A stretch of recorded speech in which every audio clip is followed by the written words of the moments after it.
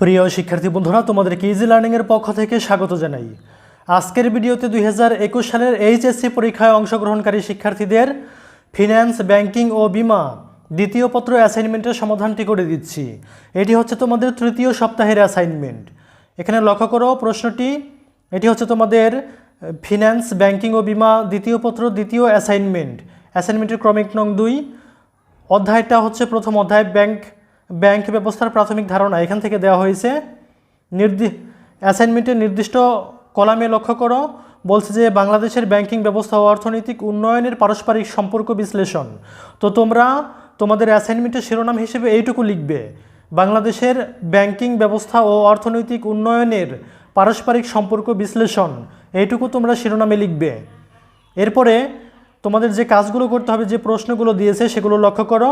ক নম্বর প্রশ্ন, ব্যাংকের ধারণা ব্যাখ্যা করতে বলছে। খ নম্বর প্রশ্ন, ব্যাংক ব্যবসায়ের প্রকৃতি আলোচনা করতে বলছে। এবং গ নম্বর প্রশ্নটি হচ্ছে কার্যের ভিত্তিতে ব্যাংকের শ্রেণীবিভাগ করতে বলছে। এবং ঘ নম্বর প্রশ্নটি হচ্ছে সংগঠন কাঠামোর ভিত্তিতে ব্যাংকের শ্রেণীবিভাগ করতে বলছে। এবং ও নম্বরে অর্থনৈতিক উন্নয়নে ব্যাংকের গুরুত্ব আলোচনা করতে বলছে। তো এই প্রশ্নের আলোকে আমি তোমাদেরকে একটি নমুনা উত্তর প্রদর্শন করছি এই ভিডিওতে।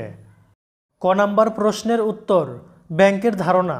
ব্যাংক হলো এক ধরনের আর্থিক প্রতিষ্ঠান যা সাধারণ মানুষের সঞ্চয় বা প্রতিষ্ঠানের প্রয়োজনের অতিরিক্ত অর্থ আমানত হিসেবে সংগ্রহ করে পুঁজি গড়ে তোলে এবং সেই পুঁজি উদ্যোক্তাদের ঋণ বা বিনিয়োগ হিসেবে প্রদানের মাধ্যমে লাভ বা মুনাফা অর্জন করে। ব্যাংক আমানত ও ঋণ সেবার বাইরেও বিভিন্ন আর্থিক পরিষেবা প্রদান করে। এছাড়া আন্তর্জাতিক বাণিজ্যের ক্ষেত্রে ব্যাংক গুরুত্বপূর্ণ দায়িত্ব পালন করে থাকে। আধুনিক পুঁজিবাদী অর্থনৈতিক ব্যবস্থায় ব্যাংক একটি দেশের প্রধান অর্থনৈতিক চালিকা শক্তি হিসেবে বিবেচ্য। দেশ বিদেশের অর্থনৈতিক কর্মকাণ্ডকে সচল ও কার্যকর রাখতে ব্যাংকের ভূমিকা অপরিসীম। মধ্যযুগের ইংরেজি হিসেবে ব্যাংক শব্দটি বিভিন্ন ভাষা থেকে উৎপত্তি হয়েছে বলে ধারণা করা হয়, তবে শব্দটি কবে, কোথায় এবং কিভাবে উৎপত্তি হয়েছে তা নির্দিষ্ট করে বলা সম্ভব নয়, কারণ দ্বাদশ শতাব্দীর পূর্ব পর্যন্ত ব্যাংকিং ইতিহাসের কোনো সঠিক ও ধারাবাহিক তথ্য সংগ্রহ করা সম্ভব হয়নি। যতটুকু সংগ্রহ করা হয়েছিল তা অনেকটা অনুমান ভিত্তিক। অনেকে মনে করেন প্রাচীন লাতিন ব্যাংকিং, ব্যাংকো, ব্যাংকাস ইত্যাদি শব্দের আধুনিক রূপই হলো আজকের ব্যাংক শব্দটি। ব্যাংক শব্দটির উৎপত্তি সম্পর্কে সর্বাপেক্ষা প্রচলিত মতবাদ হচ্ছে রেনেসাঁ যুগের ইতালীয় লম্বার্ডি নামক স্থানে অবস্থিত বাজারের মধ্যে ইহুদি ব্যবসায়ীগণ লম্বা বেঞ্চ পেতে টাকা পয়সার লেনদেন করত। বেঞ্চের উপরিভাগ সবুজ টেবিল ক্লথ দিয়ে ঢাকা থাকত। এ বেঞ্চকে ইতালীয় ভাষায় ব্যাংকো বলা হতো। টাকা পয়সা লেনদেনের কাজ যে বেঞ্চে বসে সম্পন্ন করা হতো তার বিভিন্ন আঞ্চলিক নাম ছিল, যথা ব্যাংকো, ব্যাংকা, ব্যাংকাস ইত্যাদি। এ শব্দগুলোর মধ্যে ব্যাংকো শব্দটি সর্বাধিক প্রচলিত ছিল। পরবর্তীকালে এই ব্যাংকো হতেই ব্যাংক শব্দটির উৎপত্তি হয়েছে। কোনো ব্যবসায়ী তার পাওনাদারের চাহিদা পূরণ করতে ব্যর্থ হলে জনগণ বিক্ষুব্ধ হয়ে ওই ব্যবসায়ীর বেঞ্চ ভেঙে ফেলত। এ বেঞ্চ ভাঙা থেকে দেউলিয়া শব্দটির উৎপত্তি হয়। ব্যাংক ইংরেজি শব্দ যার অর্থ নদীর কূল, তীর বা কিনারা হলেও বর্তমানে ব্যাংকে অর্থ লেনদেনকারী প্রতিষ্ঠান হিসেবে গণ্য করা হয়।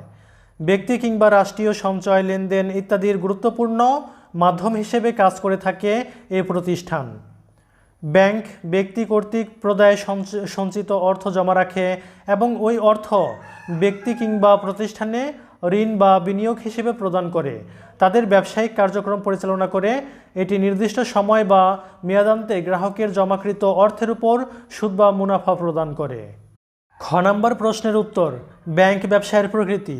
আমাদের দেশে এখন ব্যাংকিং ব্যবসা অত্যন্ত সহজ হয়ে গেছে। এই ব্যবসাটি এতই সরল এবং সহজবোধ্য হয়ে গেছে যে 400 কোটি টাকা মূলধন জোগাড় করতে পারলেই যে কেউ কেন্দ্রীয় ব্যাংকের কাছে ব্যাংকিং ব্যবসার লাইসেন্সের জন্য আবেদন করতে পারেন।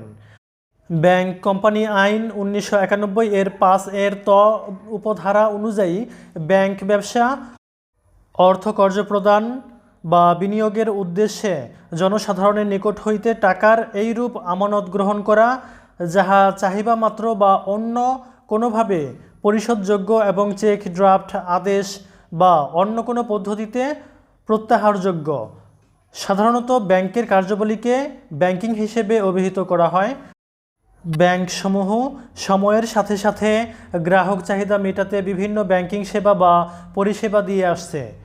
সচরাচর ব্যাংকিং নিম্নোক্ত ব্যাংকিং সেবাসমূহ দিয়ে থাকে: খুচরা ব্যাংকিং, ব্যক্তি এবং ছোট ব্যবসায়ের প্রদত্ত ব্যাংকিং সেবা; কর্পোরেট ব্যাংকিং, বড় ব্যবসায়িক প্রতিষ্ঠানে প্রদত্ত ব্যাংকিং সেবা; বিনিয়োগ ব্যাংকিং, আর্থিক বাজার সম্পর্কিত ব্যাংকিং কার্যক্রম।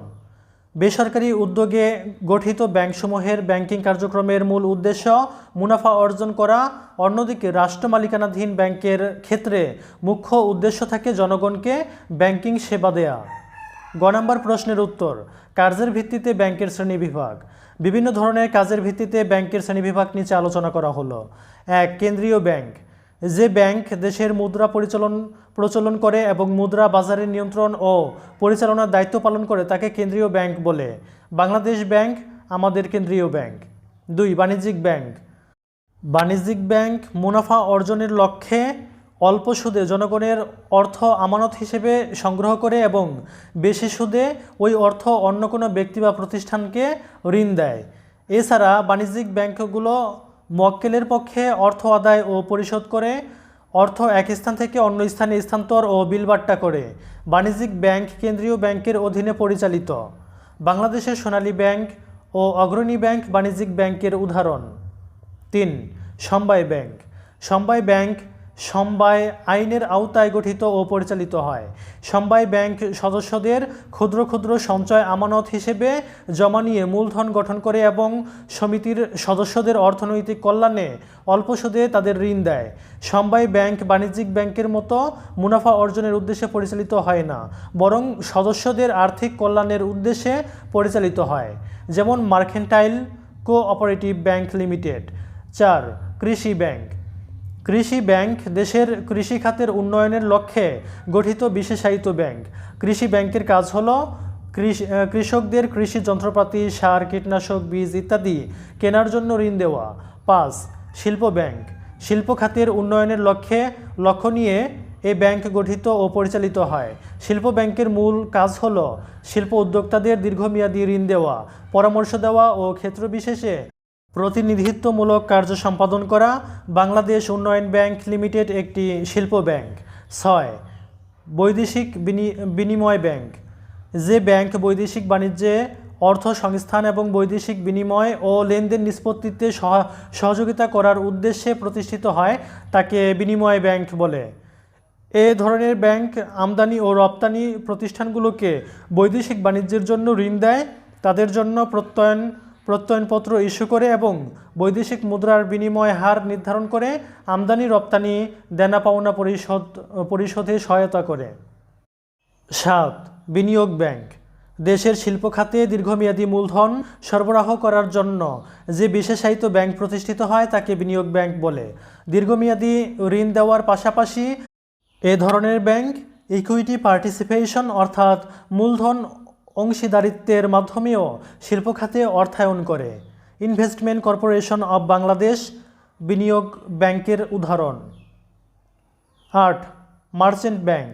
মার্চেন্ট ব্যাংক শেয়ার বাজারে বিনিয়োগকারীদের মোট বিনিয়োগের উপর মার্জিন ঋণ প্রদান করে। এছাড়াও দীর্ঘমেয়াদী ঋণ দেওয়া, মক্কেলের সাথে যৌথ উদ্যোগে বিনিয়োগ করা ও কোম্পানির শেয়ার বা ঋণপত্র ইত্যাদি বিক্রির দায়িত্ব নেওয়া মার্চেন্ট ব্যাংকের কাজ। 9. সঞ্চয়ী ব্যাংক। সঞ্চয়ী ব্যাংক জনগণের কাছ থেকে বিক্ষিপ্ত ছোট ছোট সঞ্চয়গুলোকে আমানত হিসেবে গ্রহণ করে মূলধন গঠন করে এবং উৎপাদনশীল খাতে বিনিয়োগ করে। সঞ্চয়ী ব্যাংক জনগণকে সঞ্চয়ে উদ্বুদ্ধ করার জন্য বিভিন্ন ধরনের স্কিম চালু করে। আমাদের দেশে ডাকঘর সঞ্চয় ব্যাংক সঞ্চয়ী ব্যাংকের উদাহরণ। 10. ক্ষুদ্র ও কুটির শিল্প ব্যাংক। দেশের ক্ষুদ্র ও কুটির শিল্পকে অর্থনৈতিকভাবে সহযোগিতা ও প্রয়োজনীয় পরামর্শ দেওয়ার জন্য যে বিশেষায়িত ব্যাংক প্রতিষ্ঠিত হয় তাকে ক্ষুদ্র ও কুটির শিল্প ব্যাংক বলে। এ ধরনের ব্যাংক ছোট ছোট বিনিয়োগ প্রকল্প তৈরি করা, মূল্যায়ন করা এবং তা বাস্তবায়নের জন্য স্বল্পমেয়াদী ঋণ দিয়ে থাকে। দেশে ছোট ছোট শিল্প কারখানাগুলো উন্নয়নের উদ্দেশ্য নিয়ে এ জাতীয় ব্যাংক প্রতিষ্ঠা করা হয়। 11. Microcredit bank. মাইক্রোক্রেডিট ব্যাংক গ্রাম পর্যায়ে মূলত মহিলা সদস্যদের নিয়ে একটি গ্রুপ তৈরি করে এবং গ্রুপের সদস্যরা সাপ্তাহিক সঞ্চয়ে ব্যাংকে জমা রাখে।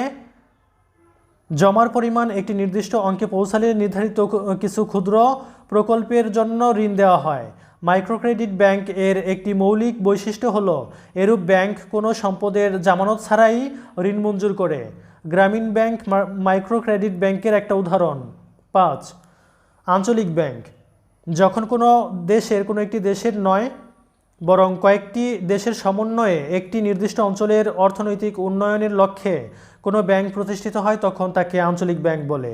এই জাতীয় ব্যাংক তার অঞ্চলভুক্ত দেশগুলোর বিভিন্ন ধরনের উন্নয়ন প্রকল্পে অর্থের যোগান দেয়।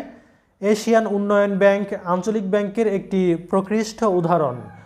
এই ব্যাংকটি এশীয় অঞ্চলের দেশগুলোতে ঋণ প্রদান করে। এরপরে ঘ নম্বর প্রশ্নের উত্তর। সংগঠন কাঠামোর ভিত্তিতে ব্যাংকের শ্রেণীবিভাগ। সংগঠন কাঠামোর ভিত্তিতে ব্যাংকে 5 ভাগে ভাগ করা যায়। 1. একক ব্যাংক। একক ব্যাংক শুধু একটি অফিসের মাধ্যমে যাবতীয় ব্যাংকিং কার্যক্রম পরিচালনা করে। এ ধরনের ব্যাংকের কোথাও কোনো শাখা থাকে না। বাংলাদেশে একক ব্যাংক নেই। 2. শাখা ব্যাংক। শাখা ব্যাংক একটি কেন্দ্রীয় কার্যালয়ের অধীনে দেশ বিদেশের বিভিন্ন স্থানে একই নামে অনেকগুলো শাখা প্রতিষ্ঠা করে ব্যাংকিং কার্যক্রম পরিচালনা করে।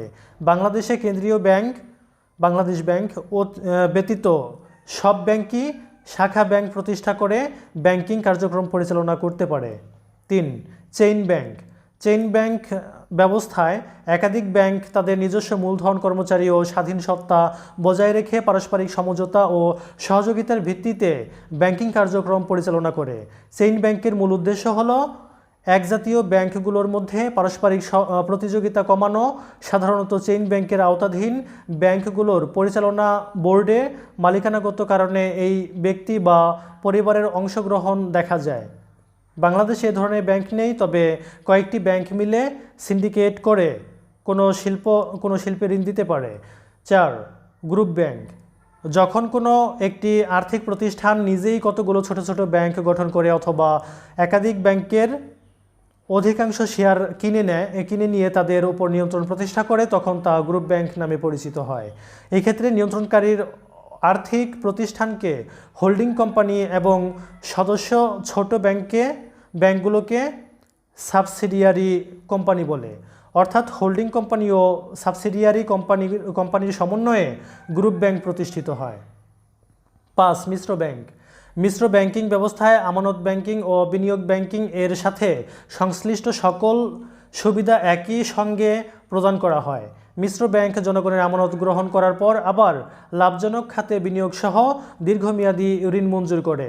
বর্তমানে বাংলাদেশের ব্যাংকিং কার্যক্রমে মিশ্র ব্যাংকিং দ্রুত প্রসার লাভ করেছে। এরপরে 9 নম্বর প্রশ্নের উত্তর।